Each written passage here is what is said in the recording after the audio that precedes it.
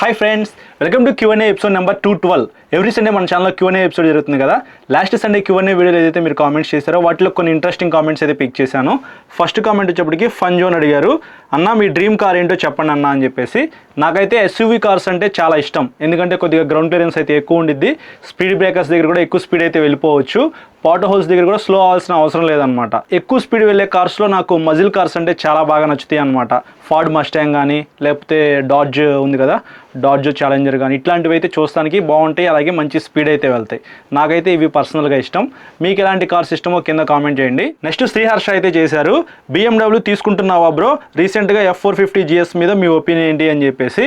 వాళ్ళు అబ్రాడ్లో ప్రైజ్ అయితే కొద్దిగా ఎక్కువ పెట్టి లాంచ్ చేశారు, మన ఇండియాలో కూడా కొద్దిగా ప్రైజ్ అయితే ఎక్కువ అనిపించింది. 5,50,000 రూపీస్ లోపు మీకు వెహికల్ వచ్చే అవకాశం అయితే ఉంది. ఆన్ రోడ్ ప్రైజ్ అయితే 6,50,000 రూపీస్ లోపు మీకు టాప్ ఎండ్ వేరియంట్ అయితే వస్తుంది. టాప్ ఎండ్ వేరియంట్లో మీకు ఈజీ రైడ్ క్లచ్ అయితే ఉండిద్ది, సో మీరు ఫిజికల్గా క్లచ్ అయితే ప్రెస్ చేయాల్సిన అవసరం లేదు.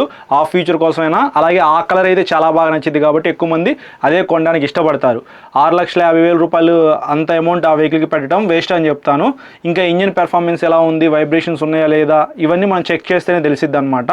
సో నా ఒపీనియన్ అయితే అది బ్రో, కొద్దిగా ప్రైస్ ఎక్కువ అనిపిస్తూ ఉంది. ఇంకా తక్కువ ప్రైస్లో తీసుకొస్తే బాగుండేది, బట్ BMW కాబట్టి కొద్దిగా ప్రైస్ ఎక్కువగానే పెట్టింది. నెక్స్ట్ పవన్ అయితే అడిగారు, బ్రో నా దగ్గర 40K సేవింగ్స్ ఉన్నాయి, బజాజ్ EMI కార్డులో 1.4 lakhs EMI లిమిట్ ఉంది, అలా తీసుకుంటారా N160 బై చేద్దామని థాట్లో ఉన్నాను, నో కాస్ట్ EMI కదా అందుకనే అని చెప్పేసి. బ్రో నో కాస్ట్ EMI అనేది నాకు తెలిసినంత వరకు ఎలక్ట్రానిక్స్ మీద అయితే ఇస్తారు. మీరు ఫ్రిడ్జ్ కానీ, కూలర్ కానీ, లేకపోతే వాషింగ్ మిషను, మొబైల్స్, ల్యాప్టాప్స్ ఇట్లాంటివి పర్చేస్ చేశారనుకోండి, నో కాస్ట్ EMIలో ప్రొడక్ట్స్ అయితే పర్చేస్ చేయొచ్చు. కాకపోతే మోటార్ సైకిల్ విషయానికి వస్తే మీరు కొంత అమౌంట్ అనేది డౌన్ పేమెంట్ చేయాలి, మిగతా అమౌంట్ అనేది ఫైనాన్స్ చేయించుకోవాలి. బజాజ్ ఫైనాన్స్లోనే ఉందంటున్నారు కాబట్టి N160 కూడా బజాజ్ వెహికలే కాబట్టి ఒకసారి బజాజ్ షోరూమ్కి అయితే వెళ్ళండి. నా దగ్గర కార్డ్ అయితే ఉంది, దానికి లిమిట్ 1.4 lakhs ఉందండి. సో నో కాస్ట్ EMIతో మనకి ఆ వెహికల్ వస్తుందా రాదా అని చెప్పేసి వాళ్ళని అడగండి, వాళ్ళైతే మీకు ఇంకా ఎగ్జాక్ట్గా క్లియర్గా చెప్తారు. నెక్స్ట్ ఆర్ కిరణ్ రాజు అయితే కామెంట్ చేశారు, అపాచీ ఆర్ NS 160, NS 200 చెప్పలేదు, నాకు తెలిసి అపాచీ 160 కాబట్టి NS 160 అని అనుకుంటున్నాను. NS 160తో కంపేర్ చేస్తే అపాచీ RTR 164వి స్పెసిఫికేషన్స్ పరంగా చూసుకున్నా, ప్రైస్ పరంగా చూసుకున్నా సరే చాలా బెస్ట్ అనిపించింది నాకు. మీకు up side down suspension, single long seat ఫ్యామిలీకి ఉపయోగించుకోవచ్చు, మీకు clutch and break levers adjustment అయితే ఇస్తారు, కలర్ కన్సోల్ అయితే ఉంది, వైడ్ హ్యాండిల్ బార్ అయితే ఇచ్చారు, ప్రొజెక్టర్ లైట్ అయితే ఉంది. సో ఎలా చూసుకున్నా సరే NS 160తో కంపేర్ చేసుకుంటే ఇది బెస్ట్ అనమాట. నెక్స్ట్ శేఖర్ అయితే కామెంట్ చేశారు, bro E20 petrol and E80 petrol కూడా రాబోతుంది కదా, కానీ ఆ వెహికల్స్లో నార్మల్ పెట్రోల్ పోస్తే ఏమన్నా ప్రాబ్లం అవుతుందా అని చెప్పేసి. ప్రజెంట్ మీరు నార్మల్ పెట్రోల్ అయినా, E20 పెట్రోల్ అయినా సరే, E20 కాంపాటబుల్ ఇంజిన్స్ ఉన్న వెహికల్స్ ఏవైతే ఉన్నాయో వాటిలో యూజ్ చేసుకోవచ్చు. ఫర్ ఎగ్జాంపుల్ 2023 తర్వాత తయారైన వెహికల్స్ ఏవైతే ఉన్నాయో వాటిలో నార్మల్ పెట్రోల్ అయితే పోసుకోవచ్చు, E20 పెట్రోల్ కూడా పోసుకోవచ్చు. రాబోతున్న E30 కానీ, లేకపోతే మీరు అంటున్నట్టుగా E80 ఉంది కదా, సో ఇట్లాంటి పెట్రోల్స్ కూడా మీరు ఆ వెహికల్లో పోసుకోవచ్చు అనమాట. సో అలా తయారు చేశారు కంపెనీ వాళ్ళు. ఏ పెట్రోల్ పోసినా సరే ఇథనాల్ పర్సెంటేజ్ అనేది ఎక్కువైనా సరే లోపల పార్ట్స్ అనేది పాడవకుండా అట్లా డిజైన్ చేశారు. అందుకే BS 6.2 అంటే phase 2 ఇంజిన్స్ అయితే మనకి వచ్చినాయి అని చెప్పేసి నేను ఎవ్రీ వీడియోలో చెప్తాను కదా ఇంజిన్ దగ్గర. సో అదనమాట, మీరు టెన్షన్ పడాల్సిన అవసరం అయితే ఏమీ లేదు. మీరు హ్యాపీగా వెహికల్ అయితే పర్చేస్ చేయొచ్చు. కొత్త వెహికల్ పర్చేస్ చేయడానికి ట్రై చేయండి. సెకండ్ హ్యాండ్ వెహికల్స్ పర్చేస్ చేయాల్సి వస్తే మాత్రం 2023 తర్వాత నుంచి మీ ఇష్టం, మీరు ఏ వెహికల్ అయినా పర్చేస్ చేయొచ్చు. నెక్స్ట్ యోగి అయితే కామెంట్ చేశారు, అన్న SD అడ్వెంచర్ 350 2026 వర్షన్ ఎప్పుడు రిలీజ్ చేస్తారు అని చెప్పేసి. ఆల్రెడీ మన ఛానల్లో డెడికేటెడ్గా ఒక వీడియో ఉంది బ్రో. 2026లో వెహికల్ అయితే లాంచ్ అయిపోయింది, చాలామంది వెహికల్స్ అయితే పర్చేస్ చేస్తున్నారు. ఇవాళ నేను బాపట్ల అయితే వెళ్ళాను అనమాట. బాపట్ల నుంచి రిటర్న్ అవుతుంటే ఒక 2 members 3 members చాలా స్పీడ్గా అయితే వెళ్తున్నారు. మొత్తం రైడింగ్ గేర్ అయితే ఉంది, ఏదో ట్రిప్ వెళ్తున్నట్టున్నారు. వాళ్ళు యూస్ చేస్తున్న వెహికల్స్ వచ్చేప్పటికి SD అడ్వెంచర్ వెహికల్స్ అనమాట. ఎక్కువ మంది SD అడ్వెంచర్ వెహికల్స్ అయితే పర్చేస్ చేస్తున్నారు. పవర్ అండ్ టార్క్ అయితే మరీ అంత ఎక్కువ ఉండదు, అలా అని చెప్పేసి మరీ తక్కువ ఉండదు, బడ్జెట్లో వచ్చేస్తుంది. ఫ్రంట్స్ అయినా మీకు 21-inch స్పోక్ వీల్ అయితే ఇస్తున్నారు, గ్రౌండ్ క్లియరెన్స్ అయితే ఎక్కువ ఉండిద్ది, పెద్ద ఫ్యూయల్ ట్యాంకు, మంచి లైట్స్ అయితే ఇచ్చారు, అప్డేట్ చేశారు కదా డిజైన్ కూడా. ఎలా చూసుకున్నా సరే సూపర్. బ్రేక్స్ అయితే నెక్స్ట్ లెవెల్ అనమాట. ఆల్రెడీ మన ఛానల్లో వీడియో ఉందని చెప్పాను కాబట్టి అది ఒకసారి చెక్ చేయండి మీరు SD అడ్వెంచర్ వెహికల్ పర్చేస్ చేయాలనుకుంటే. నెక్స్ట్ శ్రీకాంత్ అయితే కామెంట్ చేశారు, హాయ్ అన్న, హౌ ఆర్ యూ, నేనైతే చాలా బాగున్నాను బ్రో, మీరందరూ ఎలా ఉన్నారు కింద కామెంట్ చేయండి. Please tell me which bike is better for long rides in 100cc, Platina 100cc and TVS star city and CT 100 bike, please tell me bro అని చెప్పేసి. బ్రో ఈ 3 వెహికల్స్లో మీకు ప్లాటినా 100 అయితే బెస్ట్ అని చెప్తాను. సింగిల్ లాంగ్ సీట్ అయితే ఉంటుంది, సీట్ కంఫర్ట్ చాలా బాగుంటుంది, గ్రౌండ్ క్లియరెన్స్ అయితే ఎక్కువ ఉంటుంది, తక్కువ ప్రైస్లో వస్తుంది, మంచి మైలేజ్ అయితే వస్తుంది. లేదు నాకు 110cc కావాలనుకుంటే మీరు స్టార్ సిటీ కొనుక్కోవచ్చు, బట్ స్టార్ సిటీతో కంపేర్ చేసుకుంటే మీకు ప్లాటినా 100 ఆల్రౌండర్ వెహికల్ అనమాట. స్విగ్గీ జొమాటోలో డెలివరీ బాయ్గా వర్క్ చేయాలన్నా చేయొచ్చు, ర్యాపిడో చేసుకోవాలంటే చేసుకోవచ్చు, ఫ్యామిలీతో బయట బయటికి వెళ్ళాలన్నా సరే వెళ్ళొచ్చు, మంచి మైలేజ్ కూడా వస్తుంది. సో ఆలోచించుకుని కొనుక్కోండి. ఒకవేళ మీ మైండ్లో వేరే వెహికల్ అదర్ ఏదైనా ఉంది అని అనుకుంటే అది ఇది టెస్ట్ రైడ్ చేయండి, మీకు ఇది కంఫర్ట్ బాగుంది అని అనిపిస్తే మీరు ఇది కొనేసేసుకోండి. నెక్స్ట్ వేణు అయితే కామెంట్ చేశారు, bro 3 months back Duke 200 update video చేసావు, ఇంతవరకు ఫుల్ రివ్యూ చేయలేదు, 2026 మోడల్ ఫాస్ట్గా రివ్యూ చేయి బ్రో, డ్యూక్ 200 2026 మోడల్ అని చెప్పేసి. యాక్చువల్లీ కేటీఎం షోరూమ్కి అయితే వెళ్ళాను బ్రో.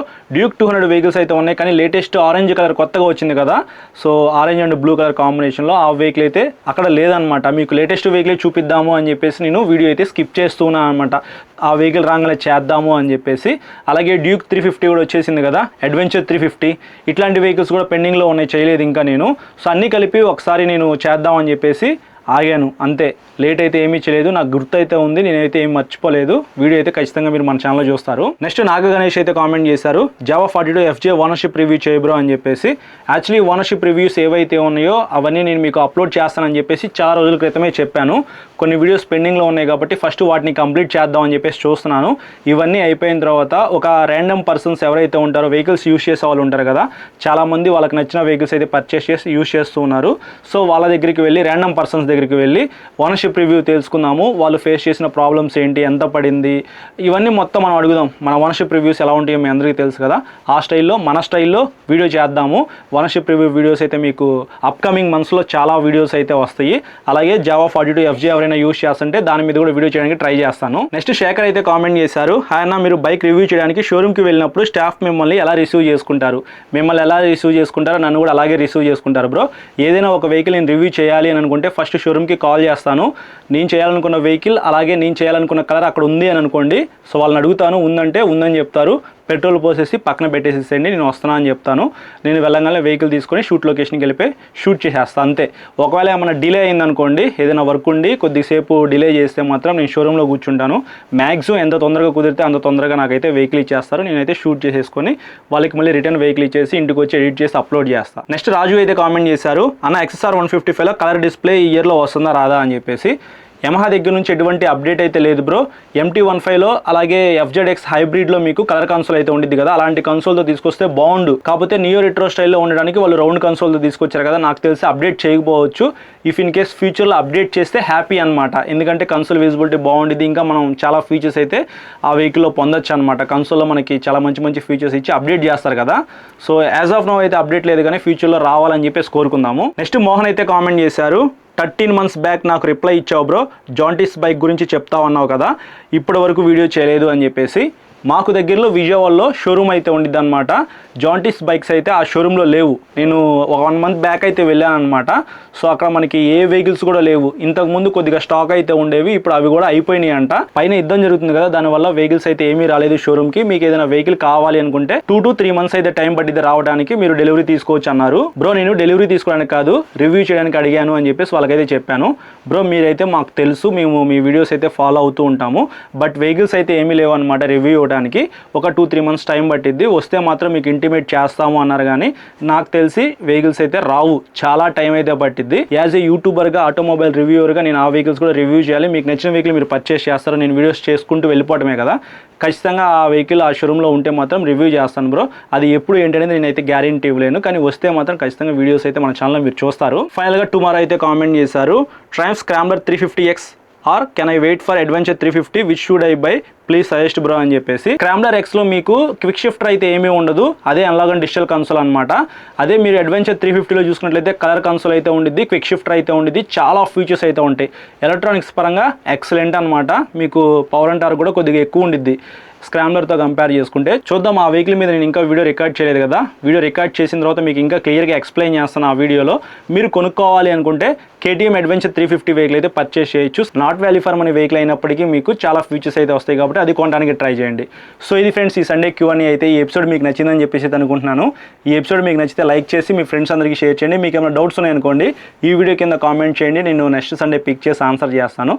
అలాగే మన ఛానల్ని సబ్స్క్రైబ్ చేయకుండా చూస్తున్నట్లయితే ఇప్పుడే సబ్స్క్రైబ్ చేసుకొని పక్కన బెల్ ఐకాన్ అయితే క్లిక్ చేసి పెట్టుకోండి. నేను వీడియో పెట్టిన వెంటనే మీకు నోటిఫికేషన్ వస్తుంది. Thank you.